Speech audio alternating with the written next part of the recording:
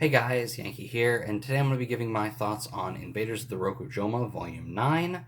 Right here we have the omnibus from J Novel Club, which has Volume 9 in it, and then over there on my Kindle you can see the actual cover to Rokujouma Volume 9. Before I talk about the actual novel, I want to talk a bit about sort of my history with the series again, real quick, and especially this volume. Um, So, for those that don't know, I've mentioned this before in other videos, but this is my first Rokujouma video in a while.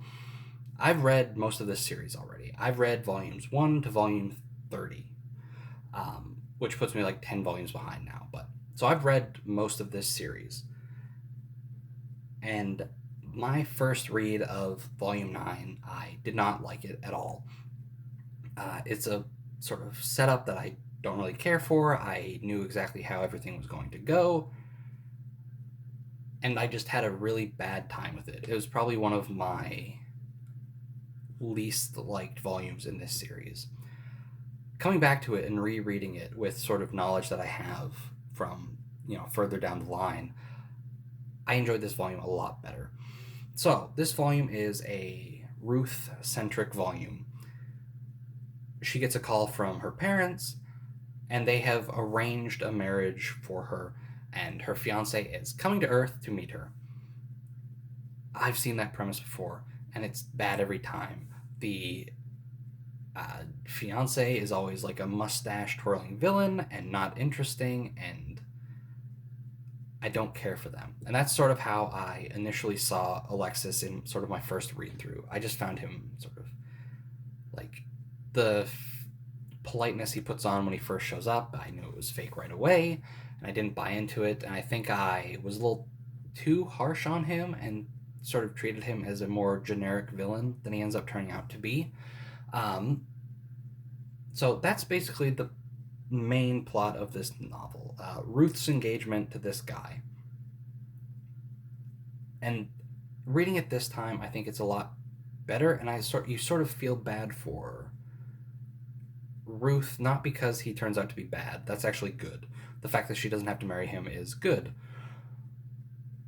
It's sort of how she sees her and Thea's relationship with Kotaro. And by this I mean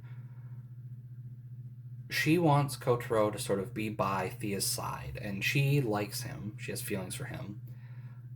And she just wants to basically follow behind. She's fine just sort of watching on. And that's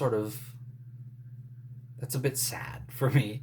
So yeah, we get that. That's the main plot. We also have a Valentine's plot going on, sort of as like the B plot, where we have all the girls planning Valentines and boys being upset about Valentines, and again, still pretty generic harem fare, which is fine. This series has always sort of played with that.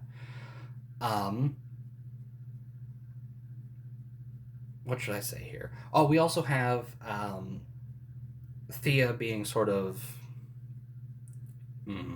like conflicted. She's had a lot to think about ever since Volume 8, where she sort of came to the realization that her and Kotaro are a completely different species, and how sort of if she pursues her feelings and takes him away from Earth, that's just going to lead to him having like a life of isolation where they can't have a family of their own and things like that.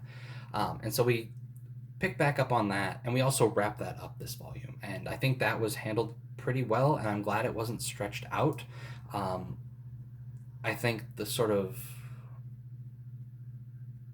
resolve Thea has in basically saying like, okay, I might bring him into a bad situation, but if I myself can make him much happier, then it's fine. Then it all works out. And I think that's good. I think her and Ruth eventually at the end sort of reconciling that both of them have feelings for him and they're just pursuing him together is fine. And I think sort of, again, where the series ends up with my future knowledge, sort of the lack of infighting between characters who clearly all have feelings for the same guy is understandable. I think Alexis as a villain in this volume, now that I'm looking at it again with more knowledge of the future, I think he's a bit interesting, right? He's basically trying to overthrow the current way, like, Forthorth is run, right? He's trying to get the royal families out of there and just change things, and his marriage to Ruth was just a part of that plan. He's not mustache twirling. He has a clear goal, and it doesn't seem to be just evil.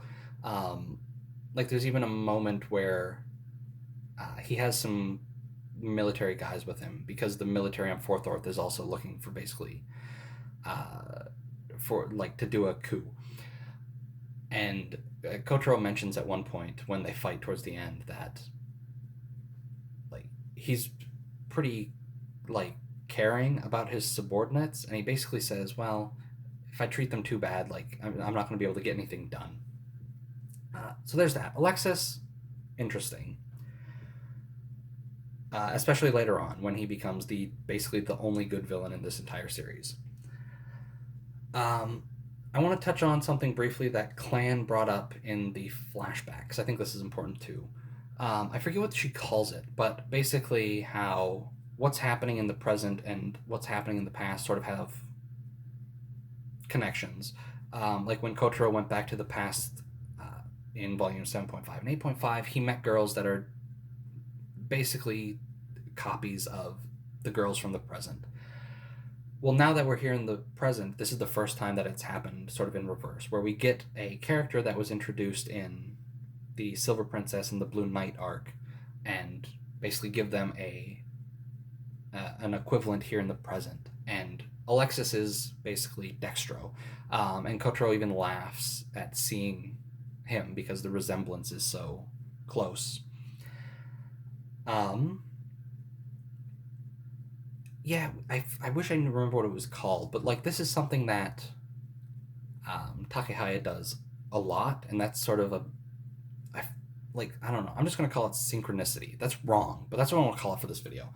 Um, he does that a lot to, I think, some benefits at times. Like here,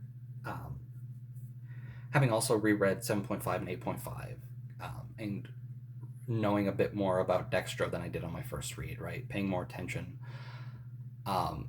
Having him set up as basically Dextro of the current, Alexis set up as Dextro of this time, should have made me less sort of upset with him on my first read, because Dextro wasn't just a maniacal villain. What else do I need to touch on? All right, we got the parallels, which in this volume works fine. At some points in the series, I think it's a bit detrimental. The biggest one. I don't know how I forgot about this until just now. Ruth finding out that Kotaro is the Blue Knight, which also has sort of one of my biggest gripes with the volume, but it's not a big one. Basically, Kotaro doesn't really want anyone to find out. Ruth has been inspecting because she knows something went down, and they're just not, like, Kotaro's not talking about it. The armor came back way too damaged to have been just like a few minutes gone. She knows that Clan and Kotaro clearly spent some kind of time together because they're so close now, and she keeps investigating and eventually going straight to Clan to sort of confront her and talk to her. And it's fun sort of seeing Ruth and Clan interact for like the first time since then. Because when Clan was first introduced, she was incredibly hostile, trying to kill Thea. And now we've got her sort of putting that aside. She doesn't need the throne anymore. She's got Kotaro, who she knows is the real Blue Knight, and Signalton, the sword, which is worth way more than getting the throne to her. And so their sort of interaction in the ship and Ruth sort of squeezing information out of Clan is pretty fun.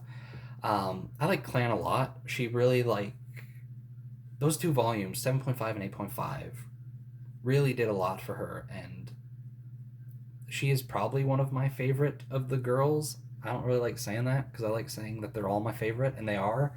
But Clan's definitely at the top of that list for me. So Ruth is investigating, and eventually, um, Alexis's plan was to kidnap Thea and use her to basically blackmail uh, Elfaria, the Empress of Forthorth, to like step down or do what she wants or something. And so Ruth charges in, sees an unconscious Thea, and starts to fight, and isn't very strong, and is about to get beaten, and then Kotaro shows up and saves the day. And sort of throughout the fight, uh, everything that Ruth had suspected, she had begun suspecting that he was the actual Blue Knight, and everything just sort of clicks together, and she finds out, which leads to her calling him master and bowing down to him. The bowing down I don't have a problem with. It's not even a problem. It's just like a nitpick. I don't like that she calls him master. It seems too subservient, um, which I don't really like. I don't know what she's called in the Japanese. I don't know if this is just maybe a translation thing I don't really agree with. Um, like you don't call, like, even if the Blue Knight is sort of like this legendary figure, you're not going to just call him master. So that's sort of my one little gripe with this volume. Overall, I think it's really good. I think it does a good, like, every girl gets like a few minutes to sort of shine in this, especially at the end where we get Valentine's Day and we get all the girls sort of giving him Valentines. Um, but yeah, that's sort of my thoughts on this volume. It's good. It was much better on my second read than it was on my initial one. Um, don't really have any complaints about it other than the Ruth calling Kotaro master after she finds out that he's the Blue Knight. And that even that is just sort of a preference thing, or maybe just like the way I see that word being used, right? Not in the book, but just sort of commonly. And I don't like. It's not even implications. It's not an implication that she is now subservient to him or anything like that. It's just that the way it comes off, right? Just the way the word resonates with me in a way that I don't really care for. But it's not a deal breaker, and it's not even that big of an issue. It's just sort of a little complaint I have. Um, anyway, that's going to do it for this volume. It was a good volume. I'm excited to keep reading because the next handful of volumes are some of my favorite. 10, 11, 12, 13, all great.